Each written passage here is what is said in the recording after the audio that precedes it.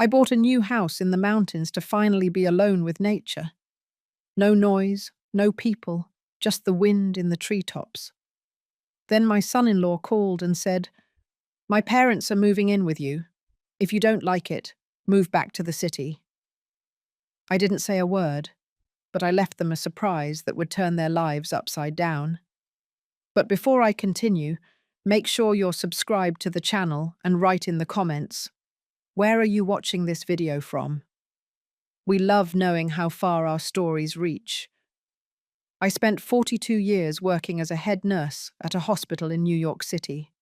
42 years of double shifts, missed holidays, and sacrificed weekends. Every cent saved fueled a single dream, an isolated cabin deep in the Rocky Mountains, where silence would be my only company. When I finally signed the deed to that small piece of land, at 65 years old, I felt as though a 40-decade weight had been lifted from my shoulders. The property was modest.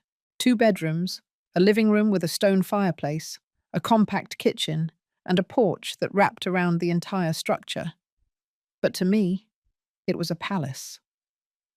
"Congratulations, Miss Helen," said Matthew, the realtor, handing me the keys.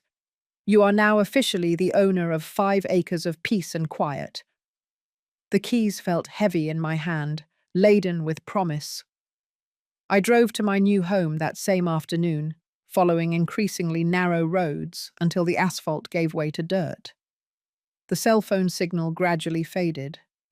First 4 bars, then 3, 2, 1, until it disappeared completely.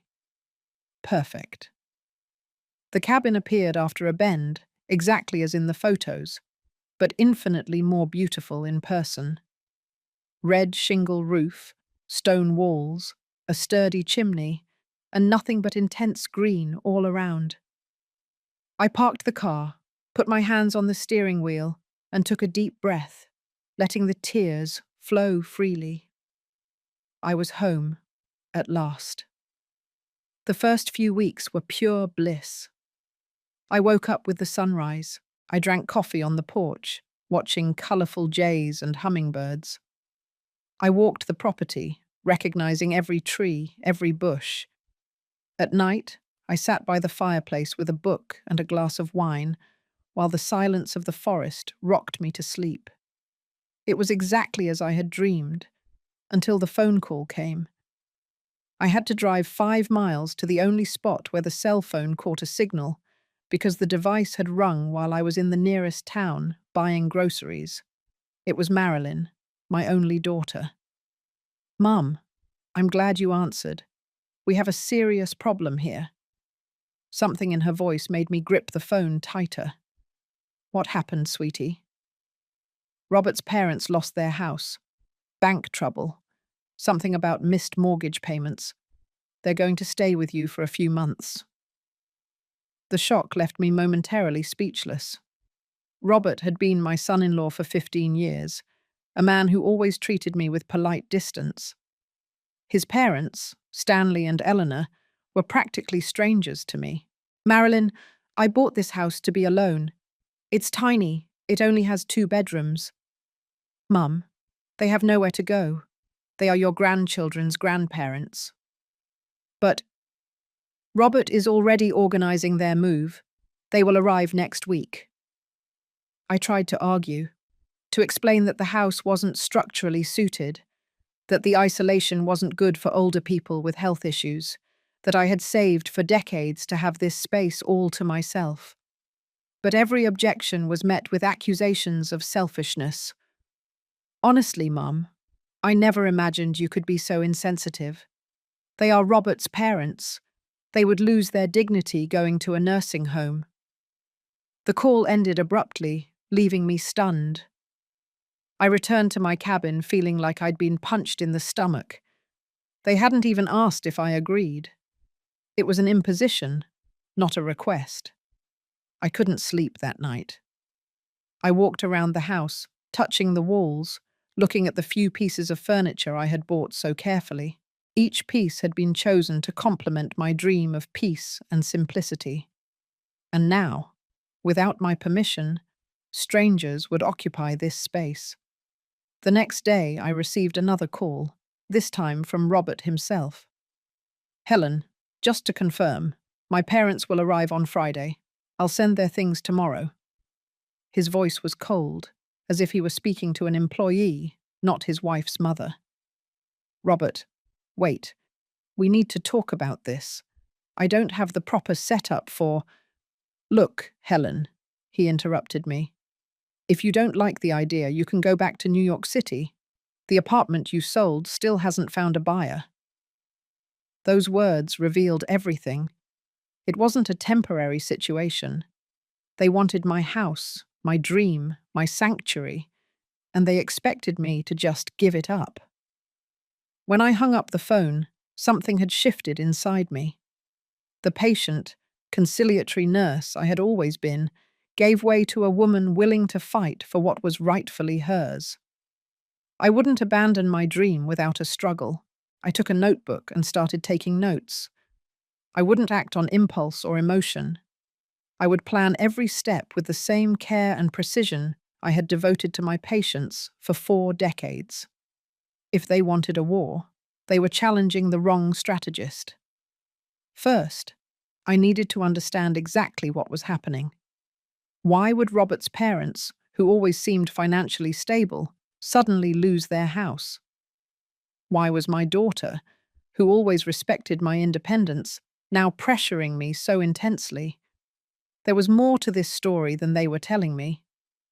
I drove to the nearest town, Flagstaff, Arizona, and settled into a small coffee shop with Wi-Fi. From there, I made some calls and did some investigating. Speaking with my former neighbor in New York City, I discovered something revealing. "Helen, didn't you know? Robert lost his job 6 months ago. They sold one of the cars and have been behind on the condo payments. Marilyn is teaching extra classes to make up for it." This information changed everything. It wasn't just Robert's parents who were in trouble. It was the whole family. My cabin wasn't being requested out of necessity for my in-laws, but likely as an asset that could be sold or used as collateral for loans. Next, I called my former colleague, Paul, now an attorney specializing in real estate law. "Helen, legally speaking, no one can force you to host people on your property," he explained. "But family is complicated. Do you have all the deeds in order?" "I have everything, Paul. I saved for decades to buy this house." "Then I suggest 2 things. First, document any communication about this matter. Second, do not leave the property under any circumstances until we speak in person." I thanked him for the advice, and as I sipped my coffee, a plan began to take shape. I wouldn't abandon my house, but I also wouldn't directly confront my daughter or son-in-law. Instead, I would create a situation where they themselves would abandon the idea. The next morning, I made another trip to Flagstaff. I visited the small-town veterinary clinic and partially explained my situation to Dr. Rivers, a kindly-looking gentleman who cared for the animals in the region. "Dr. Helen, I understand your concern. We've actually had problems with snakes in the area this year, especially rattlesnakes. The excessive heat is bringing them closer to homes." I left the clinic with a vial of a harmless but rather strong-smelling product used to repel reptiles. I also bought some discarded snakeskins that the vet kept for studies. My next stop was the gardening store, where I purchased intensely smelling organic fertilizer and some plants known to attract insects. On the way back, I stopped at a hunting and fishing supply store, buying some small animal traps, the kind used only to capture animals alive without harming them. Back at the cabin, I implemented the first phase of the plan. I sprinkled the snake repellent at strategic points around the house, especially near the guest room and the bathroom. I placed the snake skins in places where they would be easily found, one under the guest room bed, another near the bathroom entrance. In the garden, I planted the insect-attracting species near the windows and spread the fertilizer generously. The smell was strong and unpleasant, but I knew it would fade in the coming days, remaining just long enough to cause discomfort. The traps were placed at strategic points on the perimeter of the house, not to catch animals, but to create the impression that the area was infested with small predators.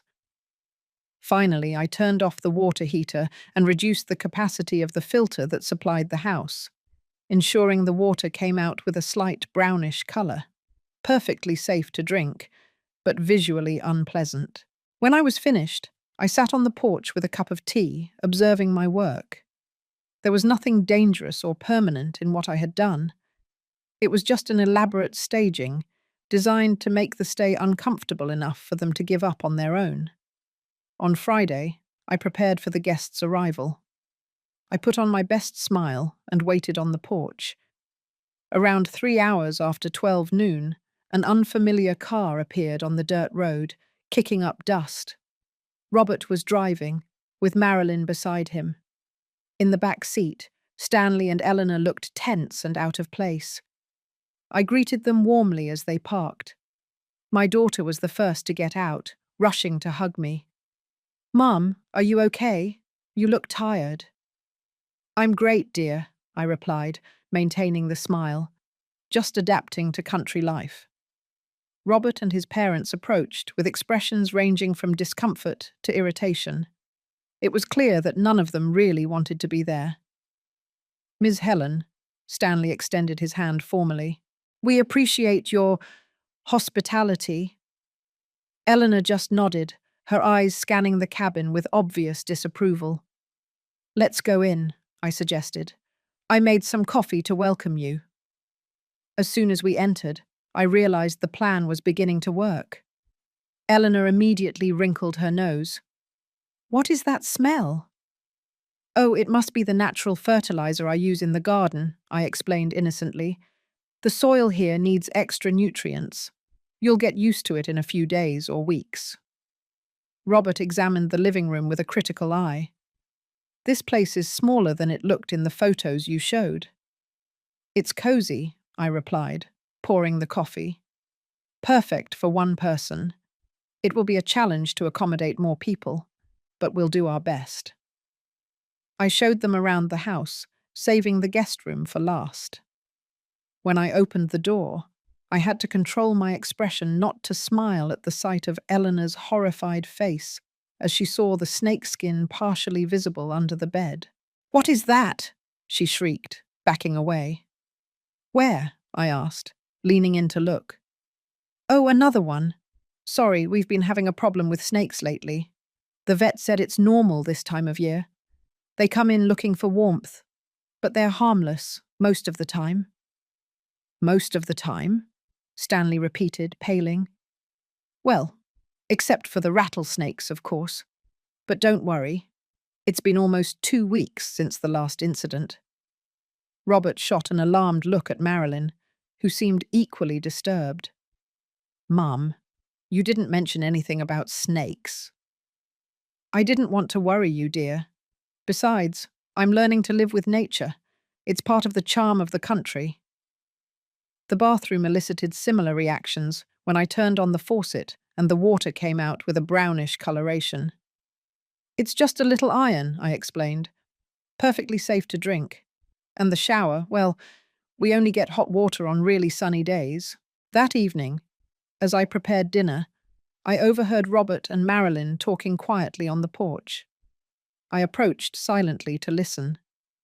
"This is unsustainable," Robert was saying. "My parents can't stay here.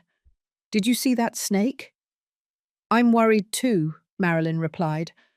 "I think we underestimated how isolated this place is. And the water. We have to think of another solution," Robert concluded. I returned to the kitchen feeling a mixture of relief and guilt. My plan was working, but manipulating my own daughter made me uneasy. However, it was necessary. This house represented everything I had worked for. During dinner, I made sure to tell stories about the challenges of rural life, the scorpions that occasionally appeared in the corners, the difficulty of getting emergency medical assistance, the lack of cell phone signal. But do you know what's hardest? I commented, serving a simple dessert. The loneliness. Sometimes I go days without talking to anyone. I start talking to the walls. I laughed, as if I found the situation amusing. That's why I'm so happy for your company. The look of panic that Eleanor and Stanley exchanged was almost comical. That night, lying in my bed, I heard the agitated whispers coming from the next room. The plan was in motion, and I could already glimpse victory. But something inside me wondered, at what cost? The guests' first night went exactly as I planned. Around 2 hours after midnight, I remotely activated one of the traps outside the house, causing a loud bang. Then, using a flashlight, I projected shadows that looked like animals moving on the exterior walls. Eleanor's screams echoed through the house. "There's something out there! Robert, go check!" I calmly got up, putting on my robe, and found them all in the hallway, pale and scared. "It must just be a possum," I explained calmly. "They usually roam at night. Sometimes they get onto the porch, but they're harmless, unless you startle them." Robert, with a golf club he had brought in his luggage, looked more terrified than willing to face any creature.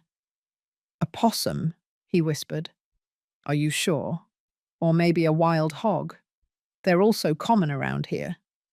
The next morning, coffee was served in an atmosphere of palpable tension. Eleanor had deep, dark circles under her eyes, and Stanley chewed silently, constantly looking out the window. "Sleep well?" I asked innocently.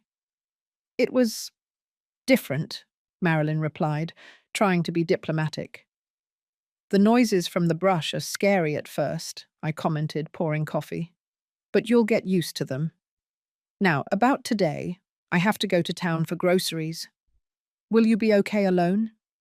The cell phone signal only works at the top of the hill, just in case you need anything." The thought of being isolated without communication and clearly disturbed them, but they nodded stiffly. Before leaving, I made sure to lock my bedroom door. "Not out of distrust," I said, "but out of habit for someone who lives alone." In reality, I wanted to protect my important documents and personal items. I noticed Robert's calculating gaze following my movement. I spent the day in town, not only shopping, but also talking with my lawyer, Paul, who had flown in from New York City, especially to meet with me. "Helen, based on what you told me, there are indications that they might be attempting some kind of asset fraud," he explained, as he analyzed the documents I had brought. "I've seen cases like this. They start by moving in elderly relatives, and then they try to claim the property, alleging dependency or incapacity. What can I do to protect myself?" "First, I'm going to register a formal document declaring your full mental and physical capacity, with recent medical evaluations. Second, we will create a specific will, making it clear that the property cannot be sold or transferred without your explicit consent. And third, we'll install security cameras at the house, for your protection, of course." Returning to the cabin late that afternoon, I found an almost comical scene. Eleanor was sitting in the car, the door locked, refusing to go inside the house. Stanley was arguing heatedly with Robert on the porch, while Marilyn seemed to be crying in the kitchen. "Did something happen?" I asked, feigning surprise. "My mother found another reptile in the bathroom," Robert explained, barely containing his irritation. "And the water is completely yellow today." "Ah, it must be because it rained last night," I replied calmly. "It affects the well. As for the snake, it was probably just a small king snake. They like damp places." "A king snake?" Stanley exclaimed, his voice rising an octave. "They're generally harmless," I continued, unloading the groceries, "unless you provoke them. Anyway, I brought chicken for dinner. I hope you like strong seasoning. The chili peppers here are fantastic." During dinner, I kept the conversation on topics I knew would make them uncomfortable. The lack of nearby medical assistance, The frequent problems with water and electricity supply, the poisonous animals common in the region. Did you know we're the only ranch in a 30-mile radius without a health center? I commented, serving more chicken. People around here joke that if you have a heart attack, you'd better already be right with God. Eleanor barely touched her food. Stanley ate mechanically, as if each bite was a supreme effort. And how long do you plan to stay? I finally asked. So I can organize the groceries. A heavy silence fell over the table. Robert cleared his throat. Initially, we thought a few months, until their situation stabilized. Wonderful, I exclaimed with exaggerated enthusiasm. I've always wanted company. We can do so many things together. Tomorrow, I'll teach you how to identify wild mushrooms. There are some that are delicious, if you don't confuse them with the poisonous ones, that is.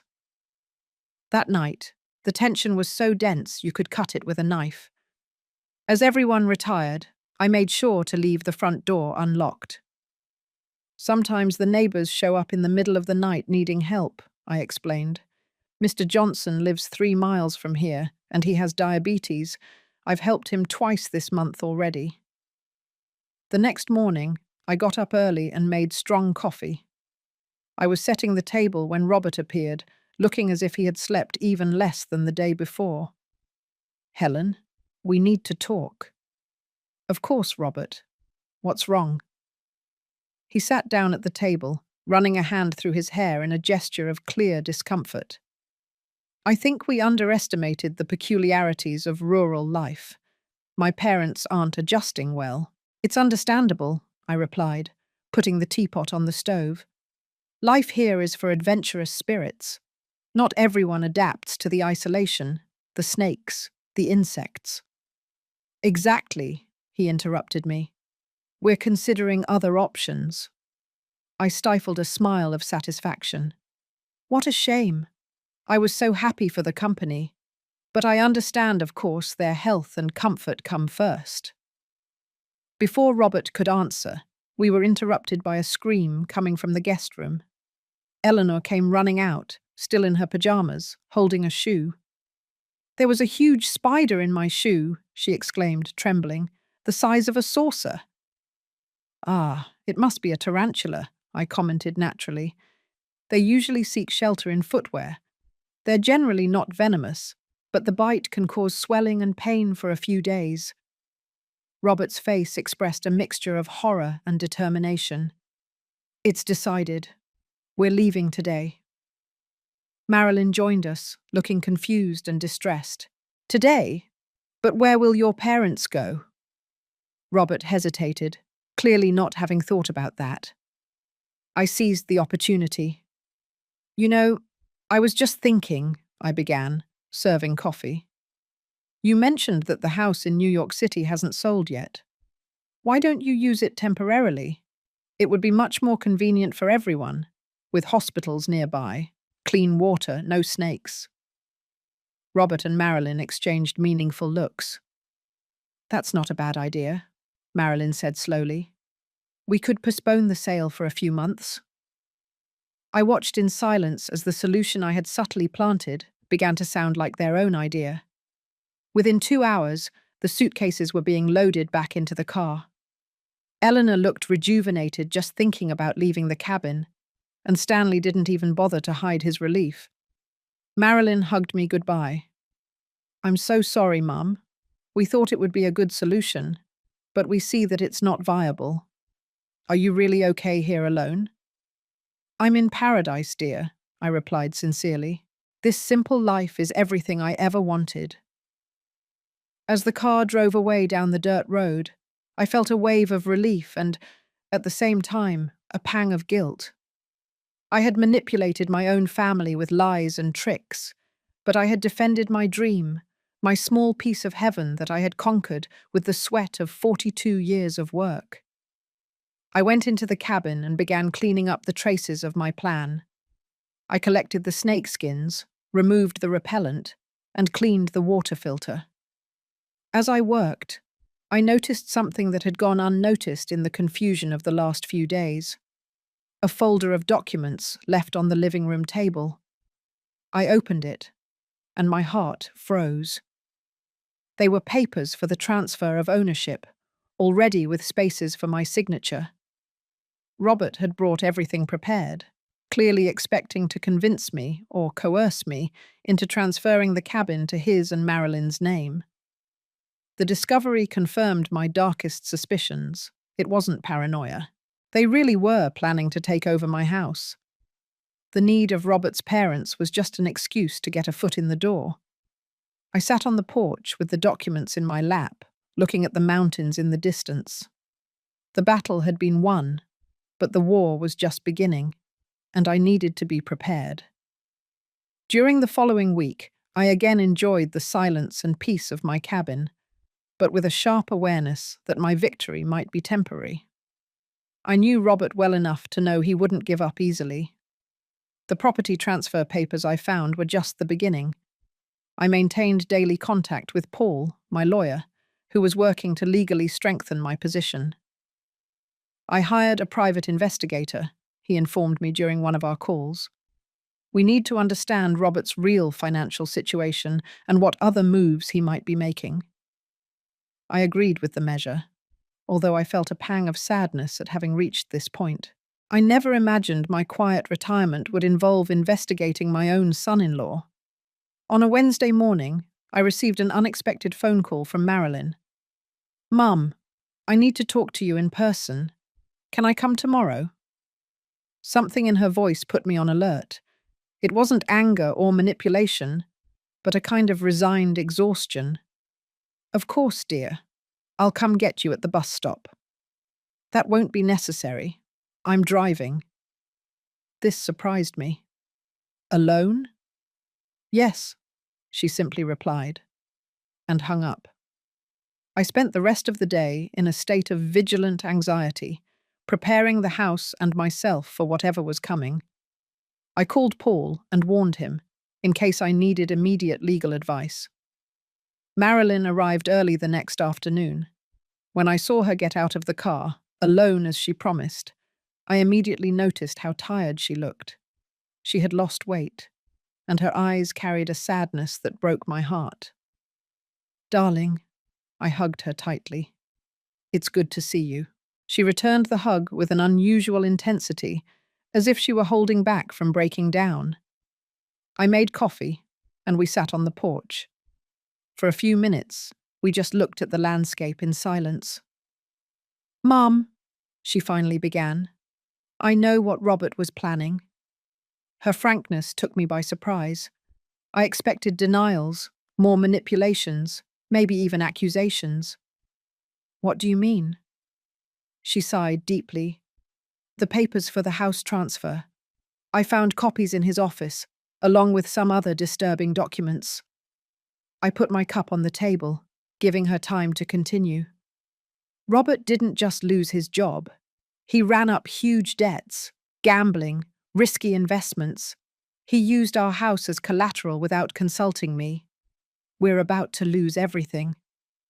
My heart went out to my daughter, but I couldn't help but also feel a pang of validation. My suspicions were not unfounded. "He saw your cabin as a lifeline," she continued.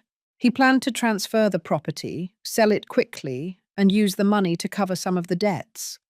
All this using his parents as an excuse." "And you knew about this?" She shook her head. The tears finally escaped. "Not all of it. He told me his parents needed temporary help.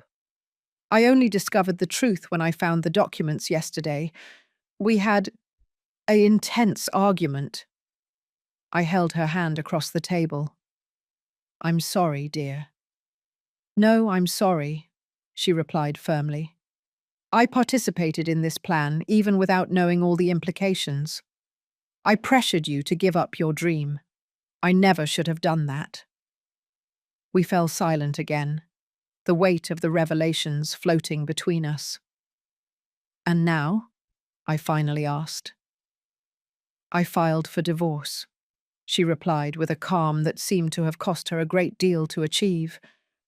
"Robert is desperate, and desperate people do terrible things. Later, I discovered he forged my signature on several documents. The information immediately alarmed me. He forged your signature? That's a crime, Marilyn. I know, she replied, drying her tears with the back of her hand. And it wasn't just that. I consulted a lawyer yesterday. He told me Robert opened a line of credit using our house as collateral without my consent. We are buried in debt I didn't even know existed. I took a deep breath, trying to process everything. Not only was my cabin at risk, my daughter was a victim of financial fraud perpetrated by her own husband. And what do you plan to do now? First, make sure you are protected, she said, with a determination that reminded me of myself. I came to warn you that Robert is furious. He knows he failed to get your cabin and blames me for not being more persuasive. A chill ran down my spine. Do you think he might try something more direct? I don't know how far he'd go, but... She hesitated. I found notes about possible ways to prove you don't have the capacity to manage your own assets. He was looking into judicial guardianship. My blood ran cold. The tactic was more sinister than I had imagined. It wasn't just emotional manipulation, but an attempt to have me legally declared incompetent to take control of my assets. He mentioned having a contact at the Guardianship Council for Seniors, Marilyn continued. He talked about the possibility of requesting a forced psychiatric evaluation, alleging you are living in unsanitary conditions and exhibiting erratic behavior. Based on what? I asked indignantly.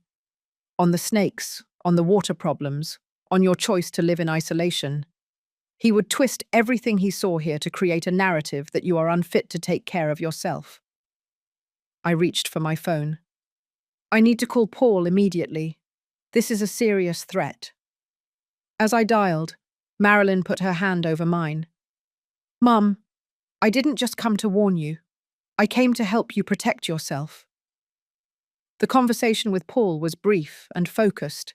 I explained the situation, and he immediately suggested a series of defensive measures. I'm going to get a full medical evaluation as soon as possible to document your full physical and mental capacity. I also suggest installing security cameras on the property and documenting any communication with Robert or his representatives. And, Helen, don't leave the cabin unoccupied for now. If you need to go out, ask someone trustworthy to stay on the premises. After hanging up, I explained the plan to Marilyn. To my surprise, she nodded determinedly. I'll stay with you for a few days, and I know exactly when Robert plans to act. He has a meeting scheduled with that council contact for next Tuesday. How do you know that? A sad smile crossed her face. He doesn't imagine I figured everything out. He still thinks I'm on his side, just annoyed. She left the calendar open on the computer. The meeting was marked as consultation on Helen's case. I spent the following days in a state of constant alert, alternating between preparing legal defenses with Paul and trying to provide some emotional comfort to my daughter. Marilyn swung between moments of fierce determination and periods of deep sadness, processing the betrayal she had suffered. On Sunday, while we were preparing lunch together, she finally talked about Robert's parents. They knew, Mum. Maybe not all the details, but they knew Robert wanted your house. The story of their foreclosure was partially true. They really did lose their house due to debt, but not so recently. They had been living with Eleanor's sister for more than a year. So why the charade? Robert convinced them it would be a solution for everyone. They would have a place to live. He would solve his financial problems with the sale of the cabin. And you, well, in his version, you didn't really need this place and would be better off moving back to the city. The coldness of the calculation shocked me. And they easily agreed? When it comes to money, Robert's family has always been pragmatic. She chose the word carefully. I think they came to establish residency. They would stay long enough for you to feel uncomfortable and give up, and then Robert would sell the property, giving them a small share. And you, Marilyn, where did you fit into that plan? She lowered her gaze. He convinced me that you were being stubborn, isolating yourself here, that it was dangerous for a woman your age to live alone so far from everything. He said the cabin could be our country home, and that you would stay with us in New York City, where you belonged. My heart ached for the manipulation my daughter had suffered. Robert knew her weak points, the concern for my safety, the desire to have me close, and had exploited them for his own ends. On Tuesday morning, we received a visit from Paul, accompanied by a geriatric physician and a psychologist, both with impeccable credentials. I underwent a complete evaluation, documenting my physical and mental health. The reports were clear. I was in excellent condition for my age, fully capable of making my own decisions and caring for myself. I also recommend we make a video, Paul suggested, after the conclusion of the exams. A statement from you explaining your situation, your conscious choices, and the reasons why you chose to live here. We recorded the testimony on the porch, with the mountains as a backdrop. I spoke clearly about my career as a nurse, my retirement dream, the careful financial planning I had done, and how life in the cabin represented everything I had ever wanted. This is not an impulsive decision or a whim, I asserted to the camera. It is the result of 4 decades of hard work and careful planning. I am fully aware of the challenges of living in a rural area, and I have taken all the necessary precautions to ensure my safety and well-being.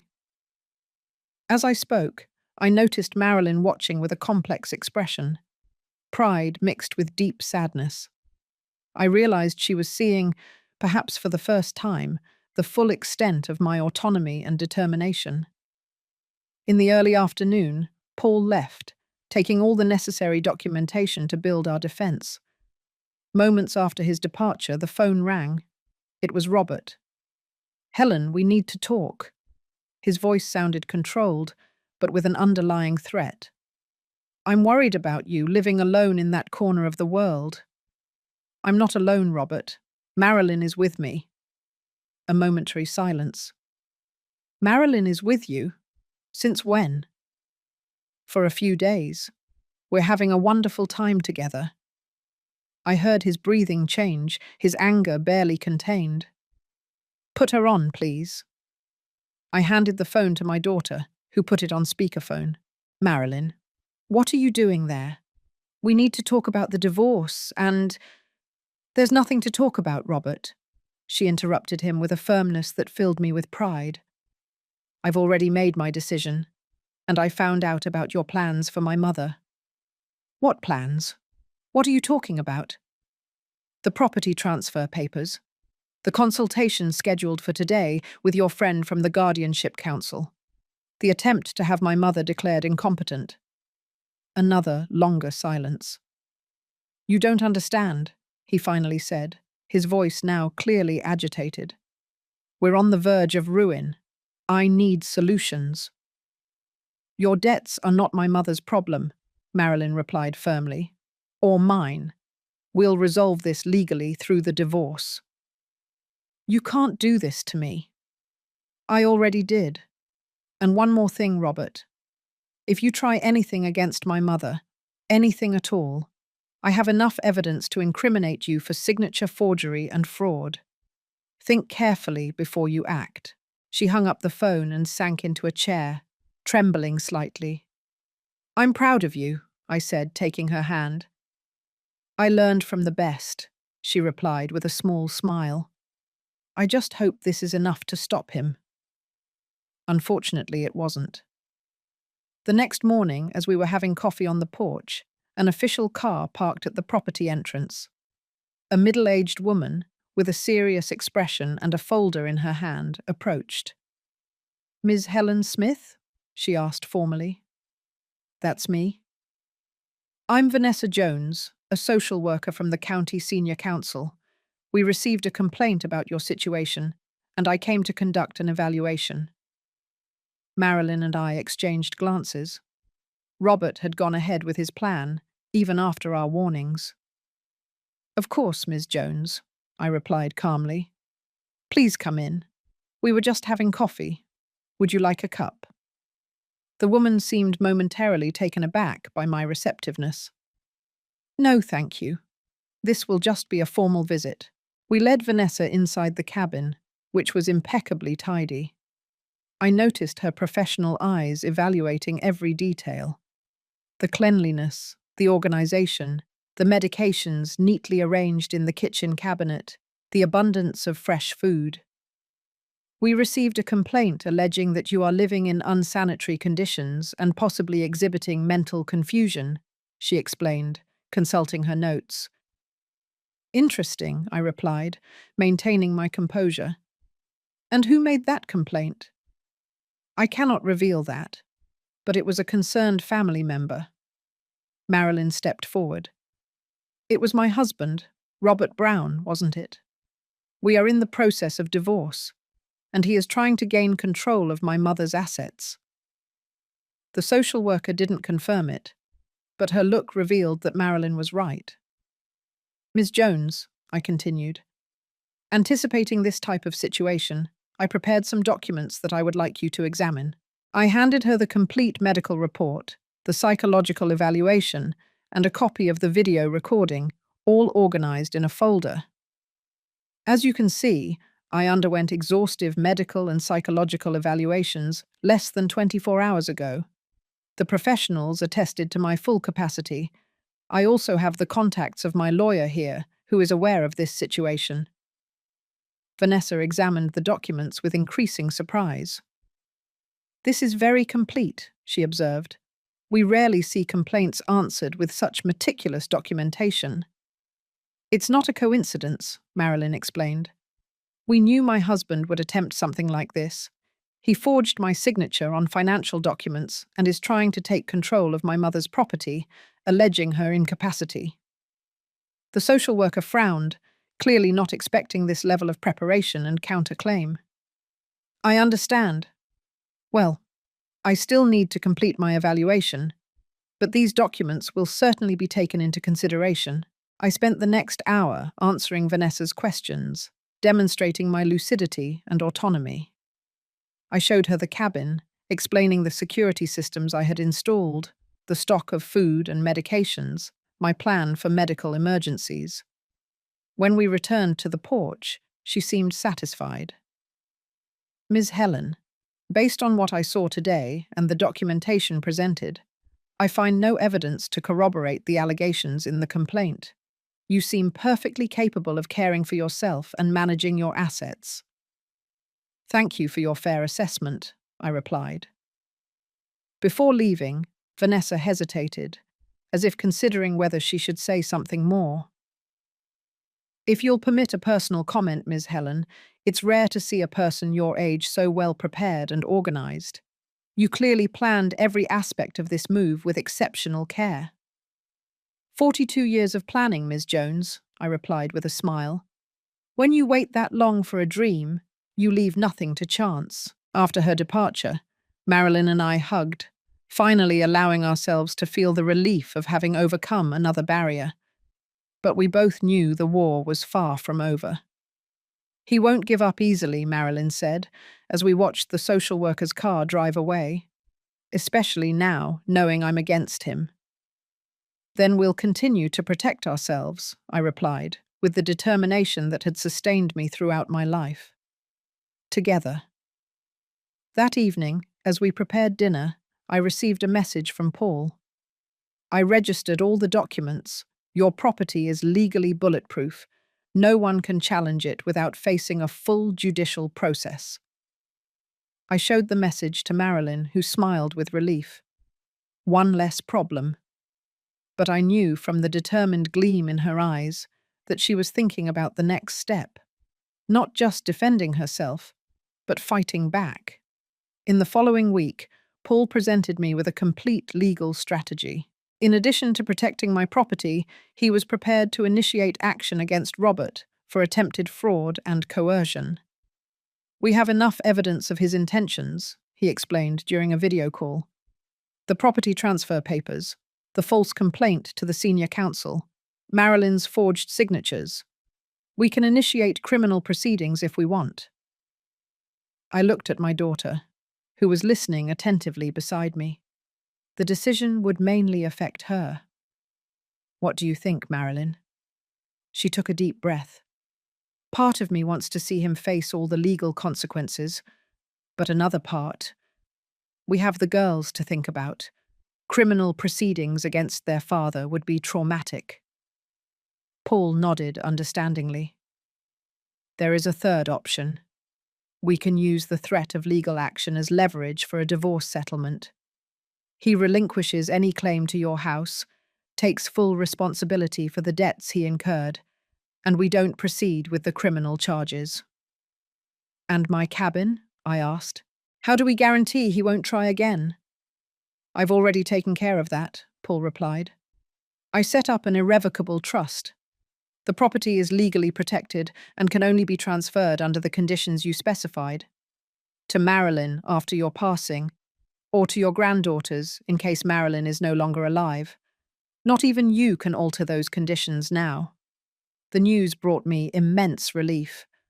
My small paradise was finally secure. There's one more thing, Paul continued. We investigated Robert's debts. He owes money to dangerous people, Helen. Some of the money came from loan sharks. This revelation brought a new dimension of concern. Robert was not only desperate for money, but potentially dealing with criminals. What does this mean for our safety? Marilyn asked, visibly alarmed. It means we have to be extremely cautious, Paul replied. I suggest the two of you don't stay alone for now. I hired a private security guard who can remain on the property while we resolve this situation. Initially, I resisted the idea of having a stranger in my sanctuary, but Marilyn's safety was a priority. I accepted Paul's recommendation. John, the security guard, arrived the next day. A middle-aged man, discreet and professional, a former state trooper with personal protection experience. He settled into a small room attached to the garage, almost imperceptible except for his reassuring presence. I won't interfere with your routine, Ms. Helen, he assured me. I'm just here as a precaution. His presence proved to be providential just 3 days later. It was almost midnight when the silent alarm on the property went off. John discreetly woke us up.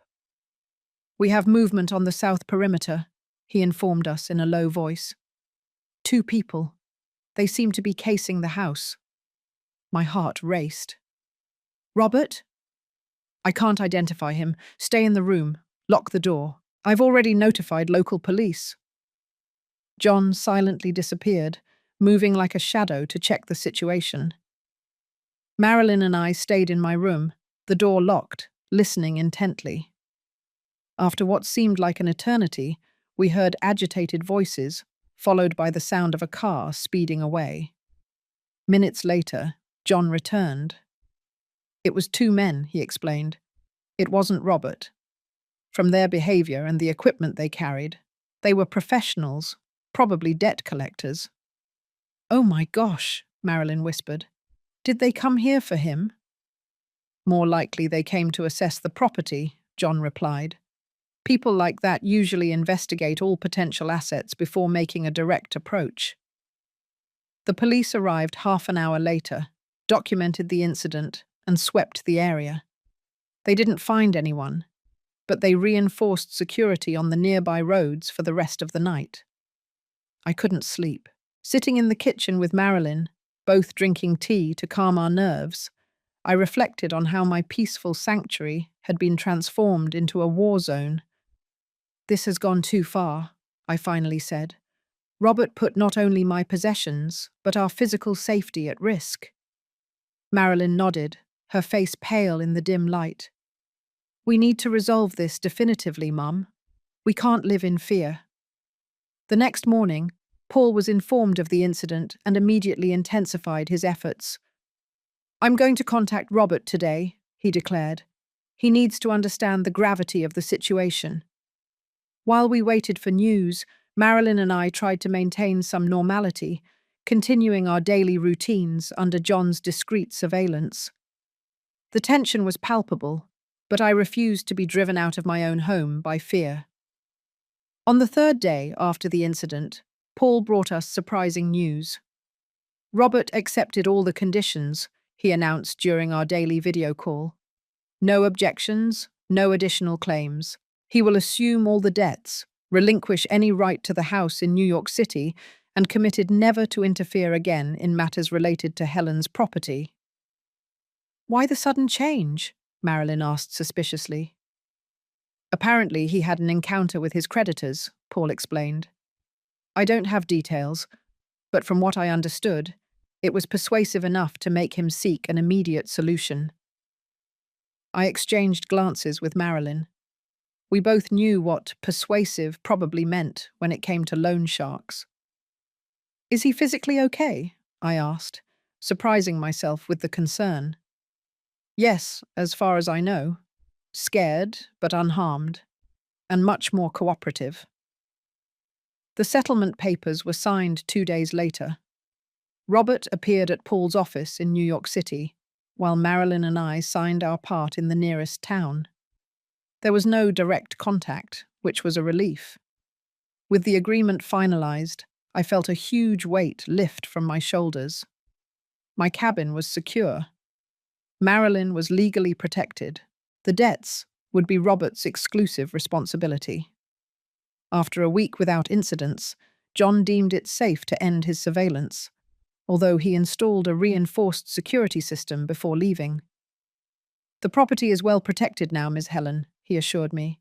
Cameras, motion sensors, direct connection to local police. You will be safe. I sincerely thanked him for his protection, feeling that I had gained not only a security guard, but a friend. With the legal situation resolved and security established, Marilyn and I finally had time to reflect on the future. She had taken a leave of absence from the school where she taught in New York City, but the period was coming to an end. What do you plan to do now, dear? I asked one evening as we shared a bottle of wine on the porch. She contemplated the stars for a moment before answering. I don't want to go back to New York City. There are too many painful memories there, and the girls need stability. I've been thinking about looking for a position at the local school. The idea of having my daughter and granddaughters nearby filled me with joy, but I tried to contain my enthusiasm. Are you sure? That's a huge change. And what about the girls? How do they feel? They love coming here. They've always asked to spend more time at Grandma's farm, she smiled. And honestly, Mum, after all this, I realize how valuable it is to have you close, not as a dependency, but as a partnership. That night, we planned the transition. Marilyn would sell the house in New York City as soon as the divorce was finalized. With the money, she would buy a small house in the town nearest my cabin. The girls would attend the local school, and she would look for a teaching position. It won't be the same life we had, she acknowledged, but maybe it will be better. 2 weeks later, we received a visit from my granddaughters, Leah and Bree, 12 and 9 years old. Robert had agreed to let them spend the weekend with us, a small test for the new reality we were building. Watching them running around the property, exploring the woods, feeding the birds that visited my feeders, brought a joy I hadn't felt in months. Their laughter echoed through the valley, healing something deep inside me. On Saturday night, sitting around the fire pit I had prepared in the backyard, Bree leaned her head on my shoulder. Grandma, when we move closer, will you teach us how to make bread like today's? Of course, dear, I replied, feeling tears forming, and many other things. Bree, Mum said it's still not certain that we're moving, Leah corrected, always the more cautious of the two. But I want to, Bree exclaimed. In the city, we can't have a dog in the apartment. Here, we can have dogs, chickens, Even a pony?" Marilyn laughed, exchanging glances with me. "Let's take it slow, young lady. First the house, then we'll discuss the petting zoo." In that moment, looking at my family gathered around the fire, under the starry sky that only the country can offer, I felt a deep certainty. All the suffering, all the struggle, had been worth it. My dream of a quiet retirement had been threatened, but I emerged from the battle with something even more precious. Not just the cabin, but the promise of a life shared with my daughter and granddaughters. A legacy of strength, determination, and love that would endure long after I was gone. The next day, as I waved goodbye to the car taking my granddaughters back to the city, I made a silent promise to myself. This property, conquered with so much sacrifice and defended with such determination, would become the safe haven my family deserved, and no one would ever take it from us again. The seasons changed, bringing new rhythms to our life. Autumn arrived with its golden afternoons and cool nights, perfect for sitting on the porch with a blanket on my knees, watching the leaves dance in the wind. Marilyn's divorce was finalized in October, faster than expected thanks to Robert's unusual cooperation. The house in New York City was immediately put up for sale, with 3 interested buyers in the very first week. Apparently, Robert had moved to the south, seeking to start over away from the debts and the past. "He called to talk to the girls," Marilyn told me one evening. "He sounded different, more humble, maybe. He said he's working at his cousin's company in Florida. Do you think he's really changed?" She considered the question for a moment. "I don't know. Maybe the scare was strong enough to shake him. Or maybe it's just a new strategy. Either way, I'm keeping my distance, but allowing contact with the girls. They deserve to have a father, even if he's imperfect." In November, we found the perfect house for Marilyn and the girls. A cozy 3-bedroom home in the small town of Sedona, Arizona, just 20 minutes' drive from my cabin. The yard was spacious, with room for the vegetable garden Leah wanted so much, and for the dog Bree kept mentioning. The local school had a vacancy for a science teacher, Marilyn's area, starting in the new school year in February.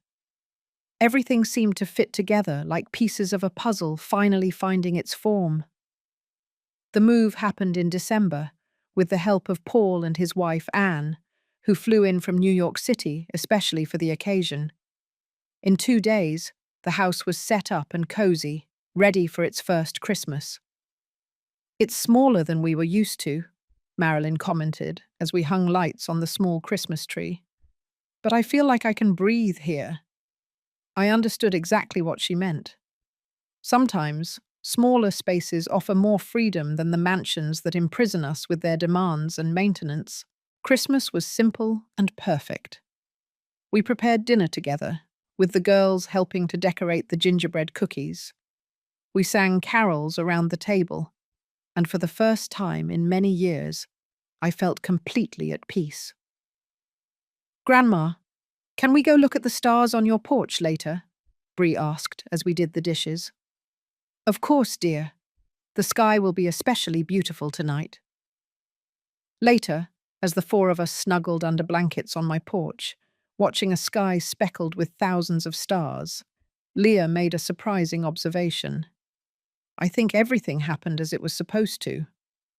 "What do you mean, honey?" Marilyn asked. "If Dad hadn't tried to take Grandma's house, we wouldn't be here now, all together, and I like it much better here than New York City." The wisdom of that 12-year-old girl moved me deeply. Indeed, the adversities had paved the way for a new life that we might never have imagined or chosen on our own. January brought heavy rains that transformed the landscape into vibrant shades of green. I spent hours helping Marilyn and the girls plant their first vegetable garden: tomatoes, lettuce, carrots, herbs. I taught them what I had learned from my own experience, feeling the joy of passing on knowledge that could sustain generations. At the end of the month, the newest family member arrived. Thor, a golden-haired mixed breed that Bree chose at the local shelter. The dog, medium-sized and with endless energy, quickly adapted to the new family, following Bree everywhere like a golden shadow and sleeping at the foot of her bed every night. February arrived with the start of classes. Marilyn began her new job as a science teacher, nervous but enthusiastic about the challenge. The girls entered the local school, initially apprehensive. They soon made friends who helped them with the transition. Life began to find a quiet, comforting rhythm. It was during this period that I began to think more about the future of the property. Although Paul had legally guaranteed that the cabin would pass to Marilyn after my death, I felt the need to do more than simply preserve it. "I've been thinking," I told Marilyn during one of our Sunday lunches, "about expanding the property a little." "Expanding how?" "The neighbouring land is for sale. It's 3 more acres, with a spring and an old pecan orchard. It would be a good addition." Marilyn looked at me surprised. "You want to buy more land? I thought the cabin was your final dream." It was, or so I thought. I looked out the window, watching Leah and Bree playing with Thor in the backyard. But now I realize that dreams can grow. I imagine this place not just as my refuge, but as a legacy for the 3 of you. A place where the girls can grow up connected with nature, where they can bring their own children someday. "I don't know if we have the financial means to expand right now," Marilyn replied cautiously. "We're still getting settled." "I do," I replied simply. "I saved for longer than I needed for the cabin. I have a substantial reserve." The following week, we visited the land together. It was a beautiful property, slightly sloping, with a small valley where a crystal-clear stream ran. The orchard, though needing care, had huge trees that promised abundant fruit. "We could build a second house here," I suggested, pointing to a flat area overlooking the valley. "Not now, but eventually. A bigger house for you when the girls grow up. We could connect the properties with a trail." I saw Marilyn's eyes light up as she imagined the possibilities. The dream was beginning to grow within her too. We bought the land at the end of February, an investment in the future that represented much more than acres of land. It was a commitment to the life we were building, a declaration that we had chosen this path not only as a temporary refuge, but as our new reality. In March, I received an unexpected letter. The envelope had the letterhead of a Florida law firm, and for a moment, I felt my heart race with the concern that Robert was attempting some new legal tactic. But the content completely surprised me. It was a personal letter from Robert, not a legal document, handwritten on plain paper, not the firm's letterhead. "Ms. Helen, I know you must be surprised to receive this letter, perhaps even worried. I want to assure you that there is no threat or strategy here, only feelings that need to be expressed. I have no justification for my behavior. What I did was unforgivable.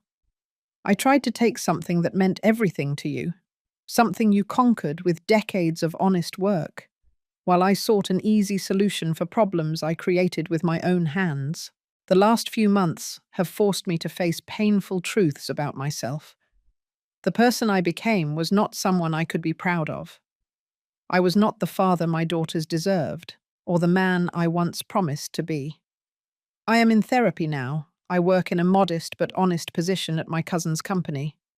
I am gradually paying off my debts, living simply. I don't expect forgiveness, not from you or from Marilyn. I just wanted you to know that I finally understood the value of what I tried to steal. Not just a property, but a dream, a life achievement, a symbol of dignity and independence. I hope you find all the peace and happiness you deserve in your cabin. And I thank you, strange as it may seem, for having fought with such determination. Your strength showed me the kind of character I hope to one day develop. Respectfully, Robert. I reread the letter several times, searching for manipulation or falsehood between the lines. But time taught me to recognize sincerity, and something in those words rang true. I showed the letter to Marilyn that evening. She read it in silence, emotions passing over her face like clouds on a windy day. "Do you believe him?" I finally asked. "I don't know," she replied honestly. "Maybe. The girls say he sounds different on the weekly calls, more present, more interested in their real lives, not just asking superficial questions." "People can change," I commented, "especially when they face the consequences of their actions." "Maybe," Marilyn nodded. "But trust, once broken, is hard to rebuild." "Not impossible, though," I replied gently, "just extremely difficult, and it's earned slowly, with consistent actions over time." Life continued its course, with the small joys and challenges of daily life gradually replacing the major dramas of the previous months. We planted fruit trees on the new land. We established the trail that connected the two properties, and I started teaching the girls the names of native plants and their properties. One May afternoon, while we were harvesting pecans in the newly acquired orchard, Bree made an observation that deeply touched my heart. "Grandma, did you know the oldest trees give the best fruit?" she asked, her face and hands purple from the fruit juice. "It's true," I confirmed. "These trees are at least 60 years old, maybe more." "Just like you," she exclaimed innocently. "You also got better with age." "How so, dear?" "Mom said you were always great, but before you were quieter, always doing what others wanted. Now you're strong and determined, like a big tree that no one can chop down." I looked at Marilyn, who smiled sheepishly. "Kids and their candid mouths," she commented. "But it's true," Bree continued. "Grandma taught us to be strong. When a girl at school bothered me, I remembered what Grandma did when the bad people tried to take her cabin. I stood my ground and didn't let the girl make me cry." I hugged my granddaughter, feeling an emotion that went beyond words. Without realizing it, I had passed on more than practical knowledge about plants and animals. I had shown them the value of determination, of courage, of fighting for what we love. That evening, sitting alone on my porch, I reflected on the journey of the last few months. What began as a threat to my retirement dream had transformed into something much greater: the creation of a new kind of life for my entire family. The cabin I had defended with such determination was no longer just my personal refuge, but the heart of a small family universe we were building together. My granddaughters would grow up knowing the taste of fruit picked directly from the tree, the sound of silence in the rural mornings, the incomparable brilliance of the stars away from light pollution. In June, I received an unexpected call from Paul. "Helen, I have some interesting news," he announced. "Remember that evaluation the social worker did at your cabin?" "Yes." "Apparently, your case generated discussions at the senior council." "What kind of discussions?" "Positive ones," he assured me. "They were impressed with your preparedness, your autonomy, your ability to defend yourself against attempts at financial exploitation. They want to invite you to participate in a panel on senior rights and the prevention of asset abuse." The idea took me by surprise. "A panel, me? I've never been a public speaker, Paul." "It would just be an informal conversation sharing your experience. Many seniors face similar situations and don't know how to protect themselves. Your story could help them." After a few days of reflection, I accepted the invitation. The event would take place in August in the closest big city for an audience of approximately 50 people. Seniors from the region, social workers, lawyers specializing in senior law. Marilyn offered to accompany me. "I can help you organize your ideas, Mom. You have a lot to share." In the following weeks, we worked together preparing my presentation. It wouldn't be a formal speech, but I wanted to be clear about the main points I wanted to address. "The most important thing," I explained to Marilyn as we organized the notes, is for other seniors to understand that planning isn't just about money, it's about autonomy, about the right to choose how and where we want to live our final years. On the day of the event, I arrived nervous but determined. The room was full, not just the expected 50 participants, but almost 80 people of all ages. Apparently, the topic had sparked more interest than anticipated. When it was my turn to speak, I looked out at the audience and saw faces that reflected my own experiences. Older women and men, many accompanied by adult children, some alone, all seeking guidance on navigating the complex territories of old age, independence, and family relationships. "My name is Helen," I began, "and at 65 years old, I discovered a strength I didn't know I possessed." I told my story without unnecessary dramatization, focusing on the practical aspects, the importance of legal documentation, the need to know your rights, the value of allies like Paul, the courage to establish clear boundaries with family members. Many of us were raised to always give in, always accommodate, always prioritize the wishes of others above our own, I explained, especially the women of my generation. We are told that it's selfish to think of ourselves, that we must sacrifice our dreams for the dreams of children and grandchildren. I noticed several nods of recognition in the audience. But there came a moment when I realized a fundamental truth. Taking care of myself is not selfishness, it's necessity. As a nurse, I always taught my patients that we can't give from an empty well. We need to strengthen ourselves first, and only then can we help others. I spoke about the importance of creating support systems that don't depend exclusively on family members, about how to document situations of pressure or abuse, about how to establish legal protections for hard-earned assets. When I finished, the room erupted in applause.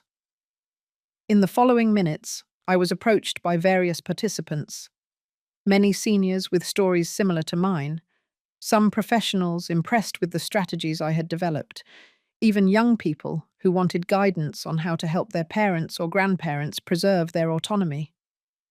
One lady, in particular, moved me.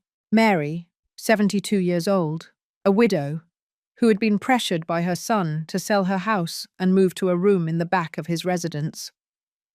"Listening to you today gave me courage," she said, holding my hands.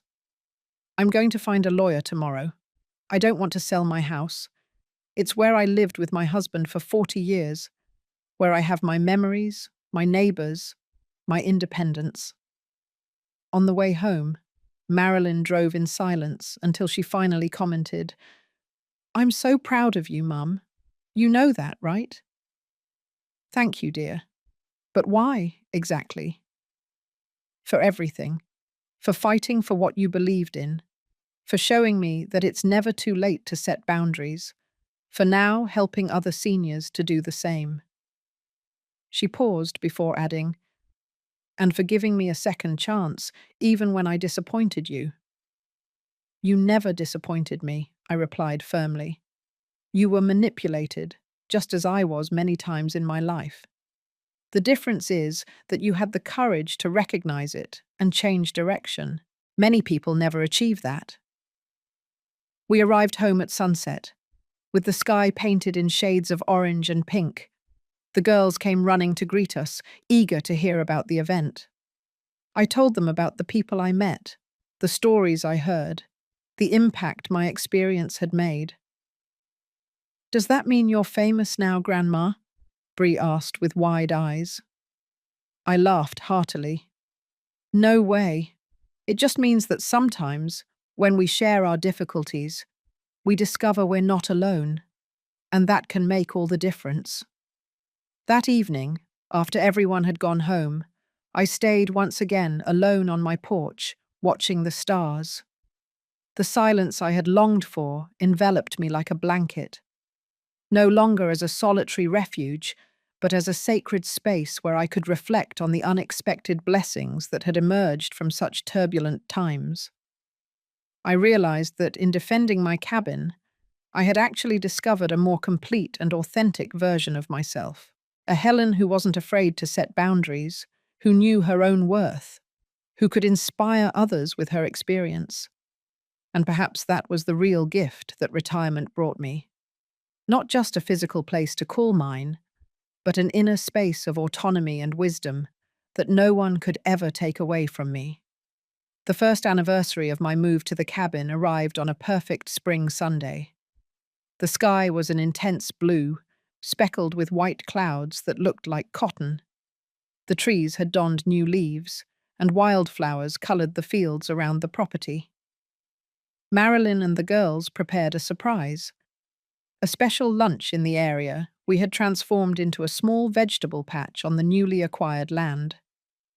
They set up a rustic table under the shade of the pecan trees, decorated with flowers picked on the property, and embroidered tablecloths they found at a town bazaar.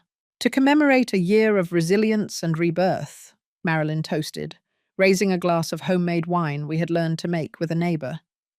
The girls also prepared gifts. Leah gave me a handmade book where she had recorded, in her neat handwriting, all the medicinal plants we had identified on the property, complete with detailed drawings and notes on their uses. Bree had built, with the help of the school art teacher, a carved wooden sign for the property entrance. Helen's Haven, conquered with grit, protected with love. So no one ever forgets that this land is yours by right, Grandma, she explained seriously. That day marked not only the anniversary of my move, but also the beginning of a new family tradition. We decided that every March we would celebrate Resistance Day, as Bree affectionately named it. A time to remember that some dreams are worth fighting for, and that true family is strengthened, not weakened, by adversity. As the months passed, our small community grew in unexpected ways. Paul and his wife, Anne, enchanted with the region during their visits, bought a small farm a few miles away to spend weekends and eventually retire there too. John, the security guard who protected us during the most tense moments, opened a rural security consulting business in the nearby town and frequently visited us, bringing new technology and tips to keep the property safe without sacrificing its natural beauty. And then there was Vanessa, the social worker who had investigated the complaint against me. After the panel on senior rights, she sought me out for a frank conversation. "Your case changed my professional focus," she confessed. "I realized that we often see seniors as vulnerable people who need to be protected, forgetting that they also have the right to self-determination and independence." She began visiting me occasionally, initially for professional reasons. She wanted to learn more about how I had structured my rural life to maintain autonomy even in advanced age. Over time, our conversations evolved into a genuine friendship, based on mutual respect and a shared interest in protecting the rights of seniors. On one of those visits, she brought an unexpected proposal. "Helen, we're developing a pilot program at the Senior Council focused on preventing financial abuse and promoting autonomy. I would like you to consider being a volunteer mentor, sharing your experience with other vulnerable seniors." The idea took me by surprise. A mentor? Me? I don't have training for that, Vanessa. You have something more valuable: lived experience, practical knowledge, and an incredible ability to face challenges without losing dignity or compassion. I accepted the invitation after some reflection. Once a month, I would spend an afternoon at the community centre in town, advising seniors who were facing family pressure, attempts at manipulation, or simply seeking guidance on how to maintain their independence as they aged. This new role brought me deep and unexpected satisfaction. After decades caring for people's bodies as a nurse, I was now caring for their rights, their autonomy, their dignity. Every story I heard resonated in some way with my own journey. Every small victory I witnessed, a senior woman who managed to keep her house against her children's pressure, a gentleman who learned to manage his own finances after years of dependency, reminded me that my own struggle had been worthwhile not only for me, but for all those who were inspired by it. In September, I received an unexpected email from a regional publisher. Someone who had attended the panel on senior rights suggested that my story could be turned into a small book, part of a collection on active and conscious aging. "I'm not a writer," I initially replied. "You don't need to be," the editor assured me. "We can assign someone to record your memories and knowledge. You would just share your story, and we would take care of the rest." Marilyn strongly encouraged me.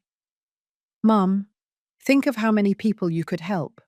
There are so many seniors facing similar pressures without knowing how to protect themselves."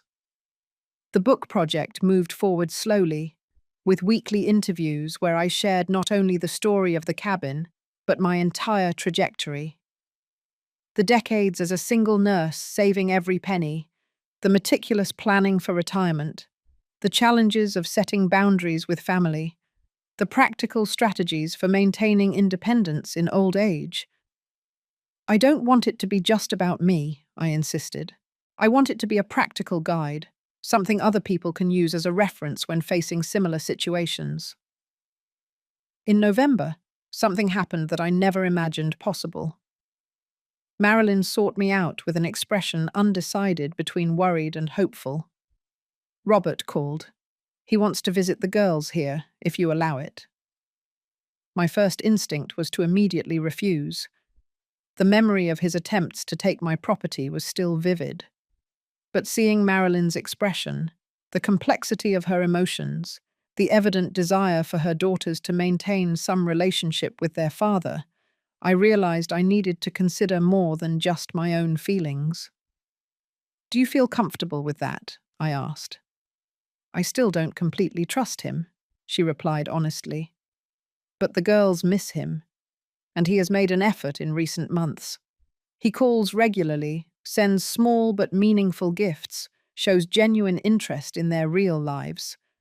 I think he deserves a chance to show he's truly changed." After much reflection, I agreed to the visit, but with clear conditions. Robert would stay in town, not at our homes. The meetings with the girls would happen in public places, or at Marilyn's house, never on my property. And there would always be a trusted adult nearby, not to ostentatiously supervise, but to ensure the emotional safety of everyone. When the day arrived, I confess I was tense. I watched from Marilyn's kitchen window as the rented car parked in the driveway. Robert got out, carrying 2 small wrapped packages. He was thinner, with slightly greying hair at the temples. His face had an expression I didn't immediately recognize, but later identified as humility, something I had never associated with him. The girls ran to hug him, and for a moment, I saw something genuine in his response. The real emotion of a father reuniting with his daughters after months of separation. I stepped away from the window, giving them privacy for that moment. Later, when Marilyn invited me to join them for afternoon tea, I found Robert in the living room.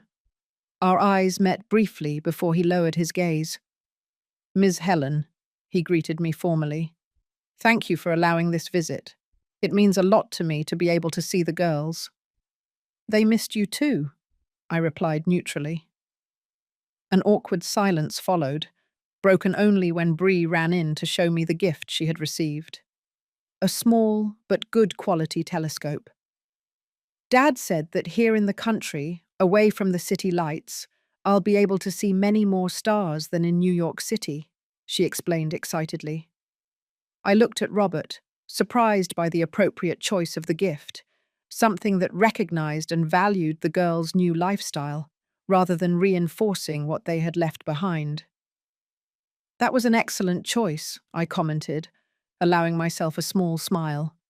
"We have fantastic skies here." The visit lasted 3 days. Robert remained respectful and distant with me, focusing his attention on his daughters. On the last night, after the girls went to sleep, he asked to speak with Marilyn and me. I know words don't mean much after everything that happened, he began, visibly nervous. But I want you to know that I am genuinely remorseful, not just for what I tried to do, but for who I became. He spoke about his therapy process, about the work with his cousin that was teaching him humility, about the financial control program he was following to pay off his debts. I don't expect immediate forgiveness or trust. I know I need to earn them back with time and consistency. I just want the chance to be a present father to my daughters and perhaps, eventually, someone you don't completely despise. Marilyn and I exchanged glances. There was sincerity in his words, but we also knew that the real test would come with time. The girls need their father, Marilyn finally replied, and you have made an effort in recent months. We will continue to allow visits, as long as you maintain this responsible behavior. That's all I ask, he replied with evident relief. A chance to prove I can be better. When Robert left the next morning, I watched from the window as he said goodbye to his daughters with long hugs. There was a fragility in him that I had never noticed before, an awareness that everything he held most precious could be lost through his own actions. In the months that followed, he kept his word, visiting regularly and remaining respectful of the boundaries we established. He wasn't perfect, but he was visibly trying. The girls flourished with their father's presence in their lives, even if it was now in a different capacity. In March of the second year, we again celebrated Resistance Day, our commemoration of the anniversary of my move to the cabin. This time, the event was bigger. Paul and Anne came from New York City. John brought his new girlfriend. Vanessa participated enthusiastically, and even Robert was invited, although with some initial hesitation on my part. As everyone gathered around the table in the orchard, I looked at that improbable group. People that destiny had brought together through circumstances that initially seemed only painful, but which ended up creating meaningful connections. Marilyn raised her glass for a toast. To my mother, Helen, who taught us that some dreams are so important that they are worth fighting for with all your strength, who showed us that setting boundaries is not selfishness, but self-love, and who proved that it's never too late to discover your own strength. As everyone raised their glasses, a deep emotion washed over me. The path had been difficult, full of unpleasant surprises and challenges I never imagined facing at 65 years old. But looking at my expanded family, not only by blood ties, but by connections of respect and mutual support, I realized that I had received much more than just the cabin I had dreamed of so much. I had received a new beginning, a second chance to live authentically, setting healthy boundaries and cultivating relationships based on true respect, not empty obligation or emotional manipulation. My book, The Age of Resilience: How to Protect Your Dreams and Dignity in Your Senior Years, was published in the fall of that year. It didn't become a national bestseller, but it found its audience, Salty. Seniors looking for inspiration to defend their autonomy, professionals working with the elderly, family members seeking to better understand the needs and rights of their older loved ones. The talks and counselling sessions at the community centre continued, now complemented by a small support group for seniors facing family pressure. We called the group Voices of Experience, a name that recognised not only the vulnerability that comes with age, but also the wisdom and courage we accumulate over decades of life. One afternoon, returning from one of those sessions, I found Bree sitting on my cabin porch, waiting for me. At 10 years old now, she had become an observant and sensitive child, often seeking my company for conversations that were surprising in their depth. "Grandma," she began as soon as I sat down beside her. "At school, the teacher asked us to write about our hero. Can I write about you?" The question took me by surprise, causing a lump in my throat. Me? Dear, I'm nobody's hero, Just a stubborn old woman who didn't want to give up her corner. She shook her head with conviction. That's not true. You showed that even when people try to make you believe you don't deserve something, you can fight for what is yours. That's being a hero. I hugged her, unable to respond with words. How could I explain to a child that the true heroism was in people like her mother, who had the courage to recognize manipulation and start over? Or in so many seniors I met at the community center, facing challenges much greater than mine with dignity and perseverance? If you want to write about me, I'll be honored, I finally replied. But remember that the real hero of our story is your mother, who had the courage to start anew and build something new for you. Bree smiled, satisfied with my answer. I can write about both of you. The teacher said we can have more than one hero. The seasons continued their relentless cycle. Winter arrived with cold morning and fogs that enveloped the cabin like a protective blanket. On the coldest nights, we sat around the fireplace, sometimes just me and my thoughts, other times with Marilyn and the girls sharing stories and planning the future. One of those plans began to take concrete shape with the arrival of spring. The idea arose during one of the Voices of Experience group meetings, when several participants expressed a desire to live in a place like my cabin, but feared the isolation and practical challenges. What if we created a community? Suggested Mary, the lady who had sought me out after the panel on senior rights. Not a nursing home or retirement home, but a place where independent seniors could have their own homes, but close enough for mutual support. The idea resonated strongly with me. Discussing it with Vanessa, Paul, and Marilyn, we began to develop a concept for Senior Village. Small homes adapted for accessibility, with common areas for socialization, community gardens, and a mutual support system that would allow residents to maintain their independence without the isolation that many feared. We could use part of the new land, Marilyn suggested. The area near the main road would be perfect, accessible, but without interfering with your privacy. The project grew quickly, attracting the attention of social investors and the local government, who saw it as an innovative solution for the region's aging population.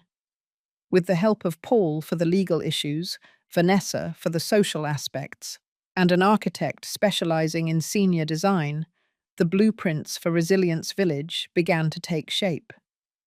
I like the name, Mary commented during one of the planning meetings. It reminds us that aging well is an act of resistance in a society that tries to make us invisible. In the midst of all these developments, I received a surprising call from Robert. It was the first time he had contacted me directly since his visit. "Ms. Helen," he began hesitantly, "I hope I'm not bothering you." "You're not, Robert. What can I do for you?" "Actually, I'm calling to offer help.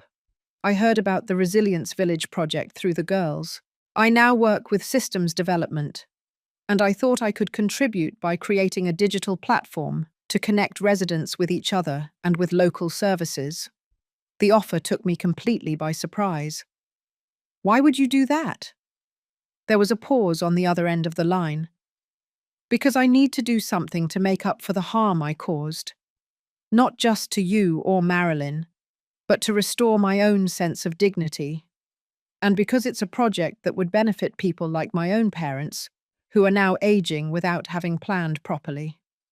After consulting with Marilyn and the others involved in the project, we accepted Robert's offer. He would be a remote collaborator, developing the digital system without needing direct involvement in the project administration. It was a small gesture of reconciliation. Not complete, perhaps it never would be, but a recognition that people can change and that reparation, even imperfect, has value. When the third anniversary of my move to the cabin arrived, we celebrated not only my personal journey, but also the start of construction for Resilience Village. The groundbreaking ceremony brought together people from all over the region: hopeful seniors, supportive family members, professionals dedicated to the cause. I was invited to give a brief speech something that would have terrified me a few years earlier. But now, with the confidence that comes from lived experience and the certainty of my own worth, I felt comfortable before the small audience. When I bought this cabin at 65 years old, I thought I was looking for a place to hide from the world, I began. A refuge, where I could finally live in peace without the demands of others. What I didn't realize was that I was, in reality, starting the most important journey of my life. I looked at the faces around me. Marilyn, the girls, Paul, Vanessa, John, Mary, and so many others who had become part of my life in these years. The real gift of my retirement was not the solitude I sought, but the community I found when I finally learned to set healthy boundaries. When I understood that valuing myself was not selfishness, but the necessary foundation for genuine relationships. I pointed to the model of the future resilience village, displayed near the ceremony site. This project represents everything I learned on this journey. That independence does not mean isolation, that aging with dignity is a right, not a privilege, and that even in our golden years, we can still create, build, transform, not only our lives, but the world around us. The small audience applauded warmly. I noticed tears in the eyes of many, not of sadness, but of recognition, hope, and possibility.